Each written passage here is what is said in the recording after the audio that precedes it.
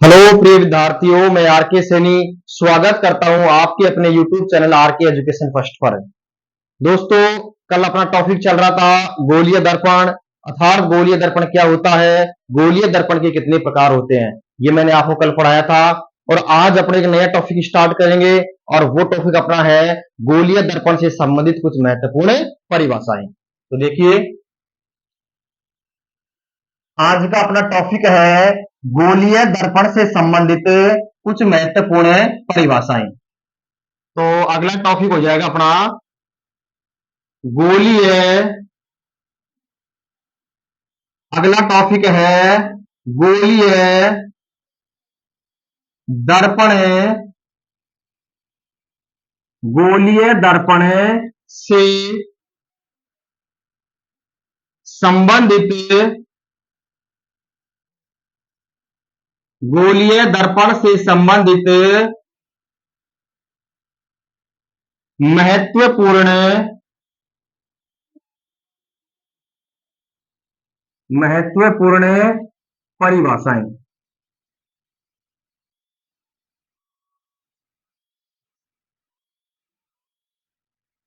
यानी गोलीय दर्पण से संबंधित महत्वपूर्ण परिभाषाएं। तो देखो, अपन को क्या क्या पढ़ना है इसके अंदर। सबसे पहला टॉपिक अपन को पढ़ना है दर्पण का ध्रुव। सबसे पहला टॉपिक पढ़ेंगे दर्पण का ध्रुव। दूसरा टॉपिक पढ़ेंगे मुख्य अक्ष, मुख्य अक्ष। तीसरा बिंदु पढ़ेंगे मुख्य फोकस। चौथा बिंदु पढ़ेंगे फोकस दूरी। और पांचवा टॉपिक पढ़ेंगे वक्रता केंद्र। और छठा टॉपिक पढ़ेंगे वक्रता त्रिज्या। ठीक है, तो कुल मिलाकर के अपन 6 टॉपिक पढ़ेंगे।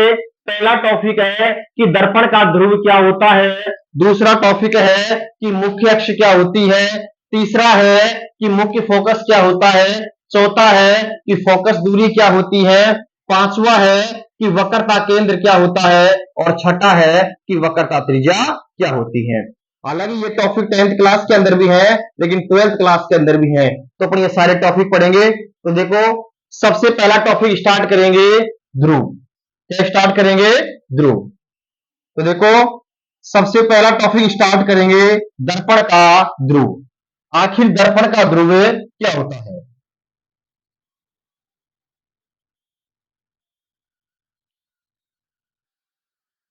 वैसे मैं यहां पे चित्र बना देता हूं। देखो, यहां पे मैंने कोई डायग्राम बना दिया। ये अपनी हो गई मुख्य अक्ष।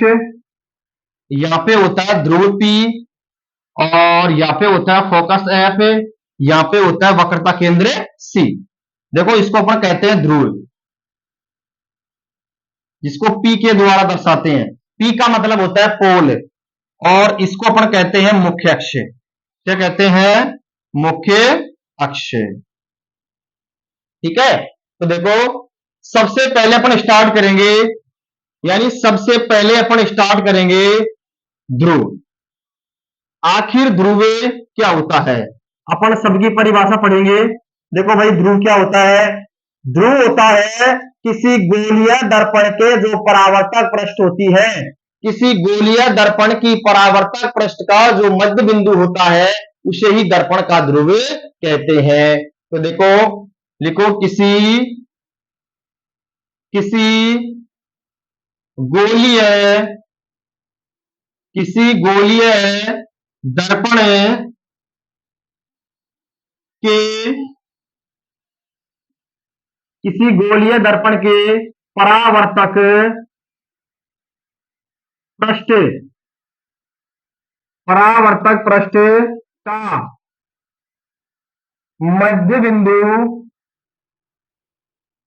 का मध्य बिंदु दर्पण का ध्रुव कहलाता है। देखो ध्रुव ये अपने पास है, किसी गोलीय दर्पण के जो परावर्तक पृष्ठ होता है उसका मध्य बिंदु दर्पण का क्या कहलाता है? ध्रुव कहलाता है। इसे इसे P के द्वारा इसे P के द्वारा दर्शाया जाता है। इसे P के द्वारा दर्शाया जाता है। P का मतलब होता है पोल और पोल का मतलब होता है ध्रुव। ठीक है, अब पढ़ेंगे दूसरी परिभाषा। देखो दूसरी परिभाषा अपने पास कौन सी है? दूसरी परिभाषा है मुख्य अक्ष। क्या होती है? मुख्य अक्ष, जिसको बोलते हैं मेन एक्सिस, अर्थात मुख्य अक्ष क्या होता है? देखो भाई, मुख्य अक्ष होता है किसी गोलीय दर्पण की वक्रता केंद्र C और ध्रुव P से होकर गुजरने वाली काल्पनिक रेखा को अपन क्या कहते हैं? मुख्य अक्ष कहते हैं। दोबारा देख लो, किसी गोलीय दर्पण की वक्रता केंद्र C और ध्रुव P से गुजरने वाली जो काल्पनिक रेखा होती है उसी को अपन कहते हैं दर्पण का मुख्य अक्ष। देखो मुख्य अक्ष क्या होता है? थोड़ा ऊपर लिखते हैं इसको। मुख्य अक्ष क्या होता है? यहां पे लिखते हैं, दूसरा है मुख्य अक्ष। देखो ये मुख्य अक्ष क्या होता है? किसी गोलीय दर्पण किसी गोलीय दर्पण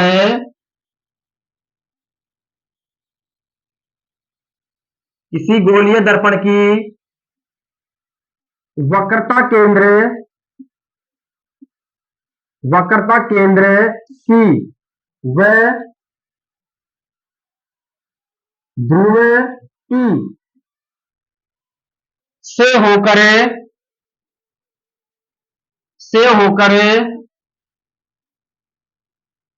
गुजरने वाली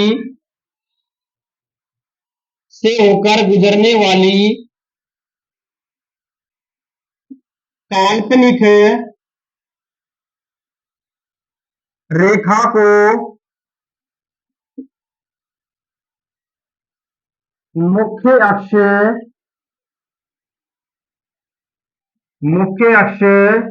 कहते हैं। मुख्य अक्ष कहते हैं। ठीक है, तो दर्पण का ध्रुव क्या होता है, मुख्य अक्ष क्या होता है, ये मैंने आपको बताया। ठीक है, अब देखो इसको उतार लो। तीसरी परिभाषा अपने पास हो जाएगी मुख्य फोकस। क्या पढ़ाएंगे? मुख्य फोकस, और फिर पढ़ाएंगे फोकस से दूरी। तो देखो भाई,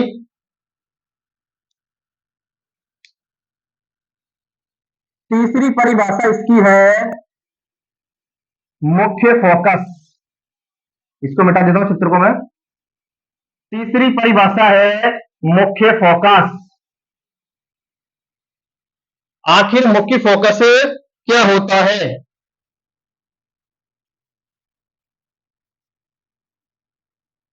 तो देखो भाई, अब है तीसरी परिभाषा, और तीसरी परिभाषा हो गई मुख्य फोकस। यानी मुख्य फोकस क्या होता है? देखो भाई, मुख्य फोकस होता है कि जब कोई प्रकाश की किरण मुख्य अक्ष के समांतर आपतित होती है तो परावर्तन के पश्चात मुख्य अक्ष के जिस बिंदु पर मिलती है या मिलती हुई प्रतीत होती है उसे ही दर्पण का मुख्य फोकस कहते हैं। तो देखो क्या लिखेंगे परिभाषा इसकी, कि जब कोई जब कोई प्रकाश की किरण, जब कोई प्रकाश की किरण मुख्य अक्ष के समांतर, मुख्य अक्ष के समांतर, जब कोई प्रकाश की किरण मुख्य अक्ष के समांतर आपतित होती है, आपतित होती है, जब कोई प्रकाश की किरण मुख्य अक्ष के समांतर, यहां से इसको उठा देते हैं एक बार, मुख्य अक्ष के समांतर आपतित, आपतित होती है, तो परावर्तन के पश्चात, तो परावर्तन के पश्चात मुख्य अक्ष के, मुख्य अक्ष के, मुख्य अक्ष के जिस, मुख्य अक्ष के जिस बिंदु पर मिलती है या मिलती हुई, या मिलती हुई प्रतीत होती है,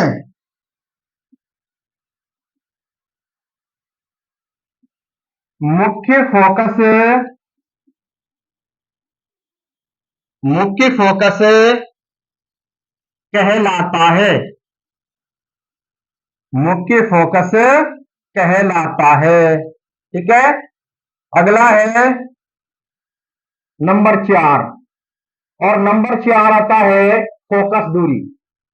नंबर 4 क्या आएगा? फोकस दूरी। देखो भाई, फोकस दूरी क्या होती है? फोकस दूरी होती है कि दर्पण का फोकस एफ और ध्रुव पी दोनों के मध्य की दूरी को अपन कहते हैं फोकस दूरी। यानी दर्पण का ध्रुव होता है पी और फोकस एफ, उन दोनों के मध्य की दूरी को अपन कहते हैं फोकस दूरी। तो देखो, लिखो इसके अंदर, दर्पण का ध्रुव पी तथा फोकस एफ के मध्य की दूरी, के मध्य की दूरी फोकस दूरी, फोकस दूरी कहलाती है, फोकस दूरी कहलाती है। ठीक है, अगला है 5वां पॉइंट अपना है, सर इसके बाद में लिखाते हैं। ये फोकस दूरी होगी। अब इस फोकस दूरी के 3 स्टार अपने पास है, जो 3 इसके अंदर मुख्य बिंदु है वो मैं आपको लिखाऊंगा, इन पे यार स्टार लगा लेना। और ये कई बार एग्जाम के अंदर पूछे गए हैं। फोकस दूरी के अंदर 3 स्टार है। जो फोकस दूरी है, इस फोकस दूरी के अंदर 3 इंपॉर्टेंट बिंदु है। देखो भाई, पहला इंपॉर्टेंट बिंदु कौन सा है? पहला है अवतल दर्पण, अवतल दर्पण व अवतल लेंस, अवतल दर्पण व अवतल लेंस की फोकस दूरी, की फोकस दूरी बराबर क्या होती है? धनात्मक होती है। ठीक है, यानी अवतल दर्पण व अवतल लेंस की फोकस दूरी कैसी होती है? धनात्मक होती है। और दूसरी कौन सी है? दूसरी है उत्तल दर्पण,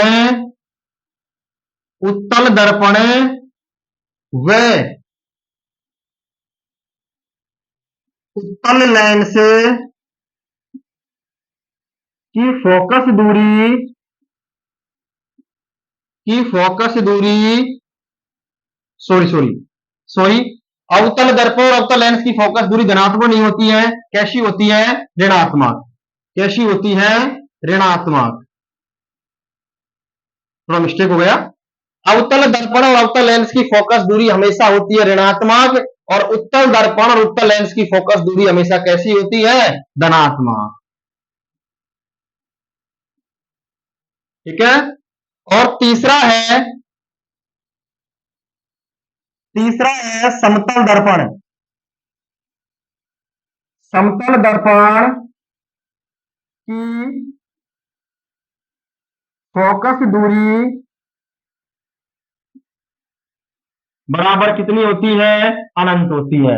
और अगर इसके आवर्धन की बात करें, समतल दर्पण का जो आवर्धन होता है बराबर कितना होता है? 1। ठीक है। तो यानी अवतल दर्पण और अवतल लेंस की फोकस दूरी हमेशा ऋणात्मक होती है, उत्तल दर्पण व उत्तल लेंस की फोकस दूरी हमेशा धनात्मक होती है, और समतल दर्पण की फोकस दूरी हमेशा अनंत होती है, और उसका आवर्धन कितना होता है? 1 होता है। ठीक है। ये सब चीजें कई बार एग्जाम के अंदर आधे नंबर में पूछ लेता है, या फिर इसके बाद में जब मैं आपको डेरिवेशन करवाऊंगा, जब उसके अंदर क्वेश्चन आएंगे तो वहां आएगा अवतल दर्पण है या उत्तल दर्पण है, वहां आपको मानना पड़ेगा कि वहां पे धनात्मक लेना है या ऋणात्मक लेना है। ठीक है। उतार लो इनको।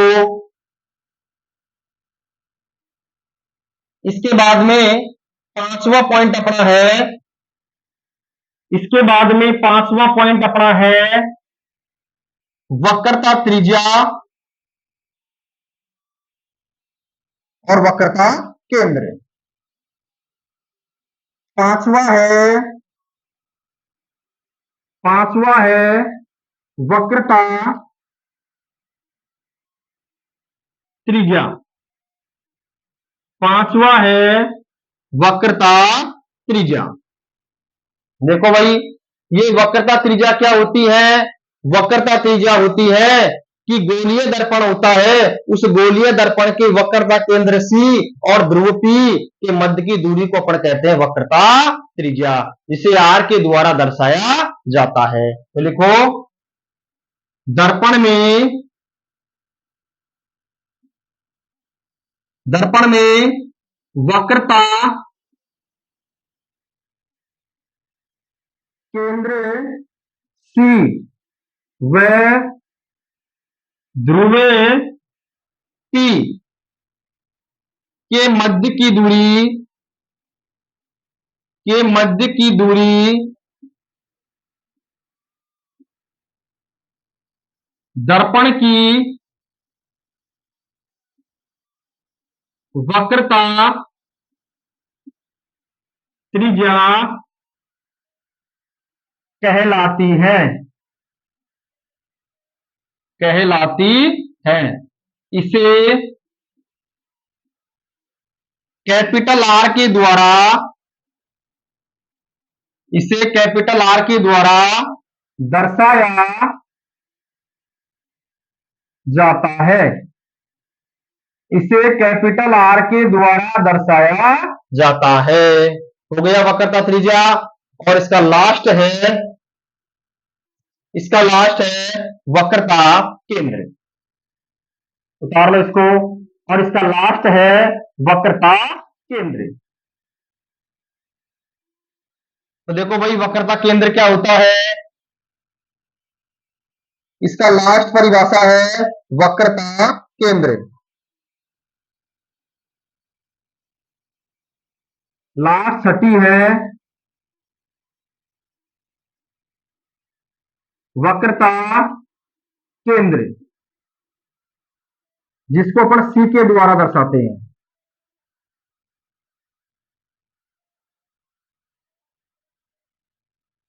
अब देखो, वक्रता केंद्र क्या होता है?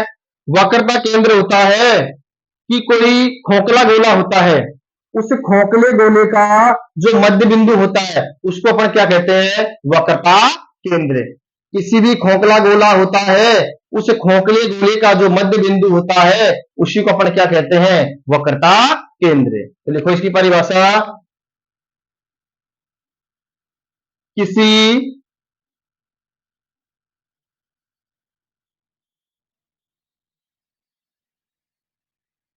किसी खोखले गोले, किसी खोखले गोले का मध्य बिंदु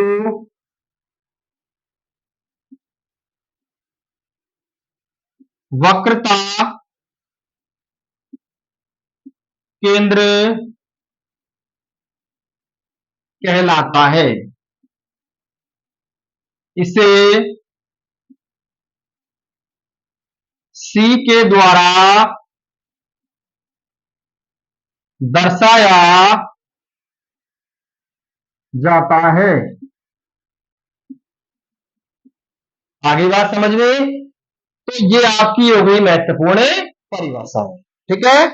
और अगला टॉपिक स्टार्ट करेंगे, कार्तीय चिन्ह परिपाटी। तो देखो, इसका अगला टॉपिक है कार्तीय चिन्ह परिपाटी। तो अगला कौन सा है? कार्तीय चिन्ह परिपाटी।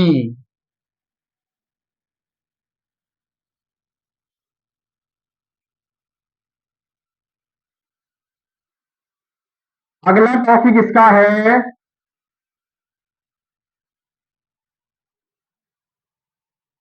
कार्तीय चिन्ह परिपाटी। कार्तीय चिन्ह परिपाटी, आखिर ये कार्तीय चिन्ह परिपाटी क्या होती है? देखो भाई, अपन इसको एक डायग्राम की सहायता से समझेंगे कि कार्तीय चिन्ह परिपाटी क्या होती है। देखो भाई, मैं यह बना देता हूं डायग्राम।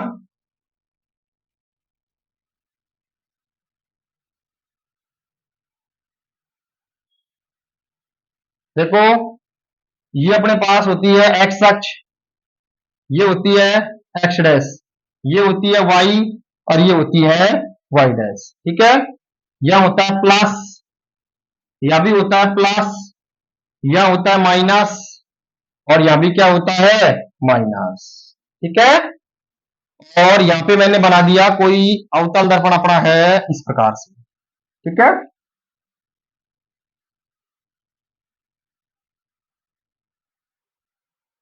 ये दर्पण है कोई, ठीक है। और यहाँ पे हो गया ध्रुव है, ये है पी, और यहाँ पे होता है फोकस एफ, और यहाँ पे होता है वक्रता केंद्र सी, ठीक है। और ये हो गई कोई आपतित किरण है, ये तो होती है हमेशा धनात्मक, और ये होती है हमेशा ऋणात्मक, ठीक है। अब देखो भाई, ये कार्तीय चिन्ह परिपाटी क्या होती है, इसको समझो। कार्तीय चिन्ह परिपाटी होती है, इसमें अपन को देखना पड़ता है कि देखो, किसी भी दर्पण में जो दूरियां होती है हमेशा कहां से मापी जाती है? ध्रुव से। किसी भी दर्पण में जो दूरियां होती है वो हमेशा ध्रुव से मापी जाती हैं, पहला पॉइंट। दूसरा क्या है कि मुख्य अक्ष के लंबवत, देखो मुख्य अक्ष के लंबवत, मुख्य अक्ष के लंबवत है, और ये भी मुख्य अक्ष के लंबवत है। तो देखो, मुख्य अक्ष के लंबवत ऊपर की ओर, मुख्य अक्ष के लंबवत, पहली तो क्या थी? पहली तो क्या थी कि सभी दर्पण की जो दूरियां होती है हमेशा ध्रुव से मापी जाती है, पहला। दूसरा क्या है कि मुख्य अक्ष के लंबवत, देखो मुख्य अक्ष क्या है? तो मुख्य अक्ष के लंबवत, ये मुख्य अक्ष हो गई, ये इसके लंबवत हो गया। तो मुख्य अक्ष के लंबवत ऊपर की ओर बाईं तरफ मापी गई दूरियां हमेशा कैसी होती है? धनात्मक होती है, अर्थात पॉजिटिव होती है। तीसरा क्या है कि मुख्य अक्ष के लंबवत नीचे की ओर बाईं तरफ मापी गई दूरियां हमेशा कैसी होती है? ऋणात्मक होती है। अर्थात कहने का मतलब है कि मुख्य अक्ष के लंबवत ऊपर की ओर बाईं तरफ मापी गई दूरियां धनात्मक, जबकि मुख्य अक्ष के लंबवत बाईं तरफ नीचे की ओर मापी गई दूरियां कैसी होती हैं? ऋणात्मक होती हैं। हो गए 3 पॉइंट। चौथा क्या है कि आपतित किरण की दिशा में, देखो ये आपतित किरण है क्या, आपतित किरण की दिशा में मापी गई दूरियां हमेशा धनात्मक होती हैं, जबकि विपरीत दिशा में मापी गई दूरियां कैसी होती है, ऋणात्मक होती है। ये इसके नियम है। ठीक है, तो देखो पहला नियम लिखो, ये डायग्राम है यहाँ पे। इसका पहला नियम क्या है, इसका पहला नियम है कि किसी भी दर्पण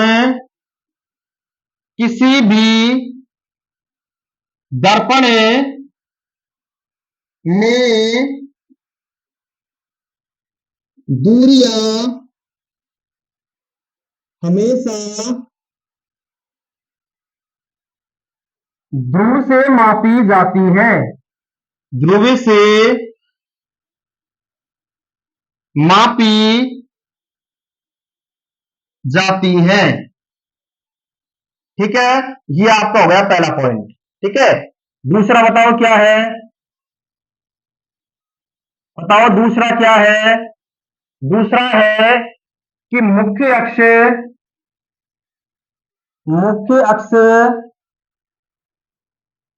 के लंबवत, मुख्य अक्ष के लंबवत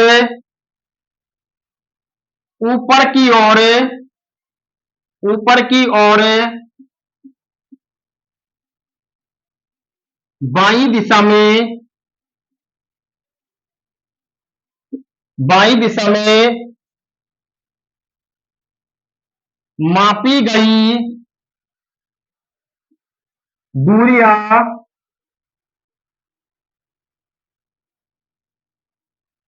धनात्मक होती है, धनात्मक होती है। ठीक है, बताओ तीसरा क्या है, उतारोगे।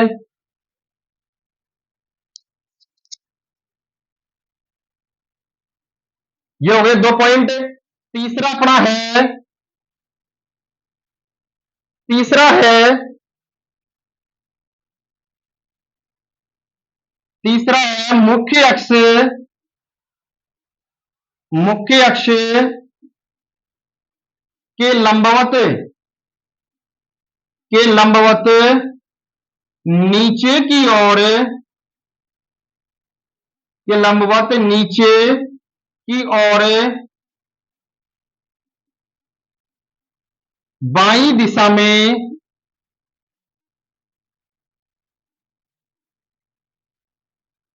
मापी गई दूरियां,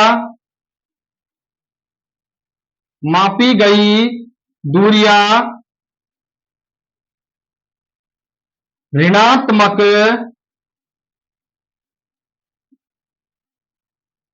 ऋणात्मक होती है, ऋणात्मक होती है। हो गए 3 पॉइंट। चौथा है, चौथा कौन सा है,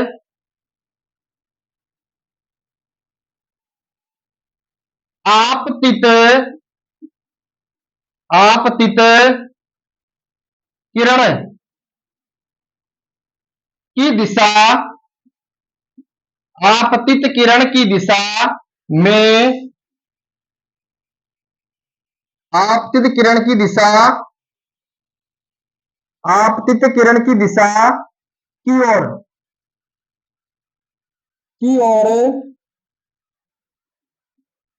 की ओर मापी गई, मापी गई दूरियां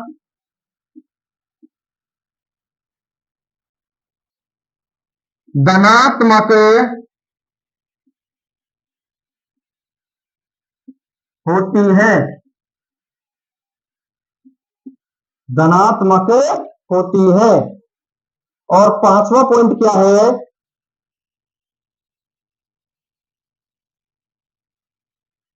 पांचवा पॉइंट क्या है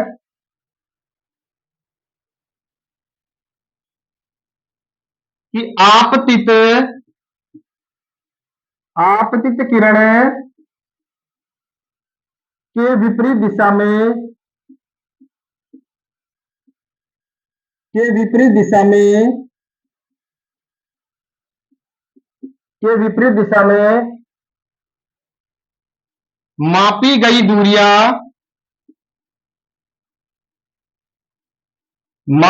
दूरियां कैसी होती है? ऋणात्मक होती है। ऋणात्मक होती है।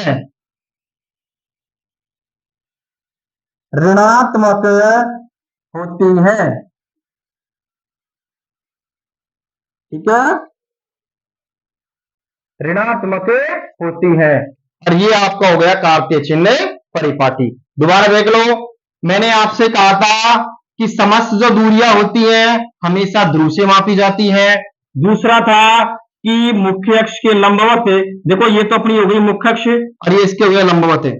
तो मुख्य अक्ष के लंबवत ऊपर की ओर बाईं तरफ या बाईं दिशा में मापी गई दूरियां कैसी होती है? धनात्मक। तीसरा मैंने लिखाया कि मुख्य अक्ष के लंबवत नीचे की ओर बाईं तरफ या बाईं दिशा में मापी गई दूरियां हमेशा कैसी होती है? ऋणात्मक होती है। चौथा पॉइंट मैंने क्या लिखाया कि आपतित, देखो इसको तो बोलते हैं अपन आपतित किरण, इसको तो बोलेंगे अपन आपतित किरण। ठीक है, ये आपतित किरण है और ये आपतित किरण की दिशा हो गई क्या बताओ? ये हो गई आपतित किरण की विपरीत दिशा। यानी आपतित किरण की दिशा में, ये आपतित किरण है, इस आपतित किरण की दिशा में मापी गई दूरियां हमेशा होती है धनात्मक, जबकि विपरीत दिशा में मापी गई दूरियां कैसी होती है? ऋणात्मक होती है। ठीक है, तो ये आपका हो गया कार्तीय चिन्ह परिपाटी। ठीक है, तो शायद मैंने जो आपको पढ़ाया वो आपकी समझ में आ गया होगा। ठीक है, फिर भी अगर कोई समझ में नहीं आया तो कमेंट बॉक्स में डाल दिया करो। ठीक है, धन्यवाद।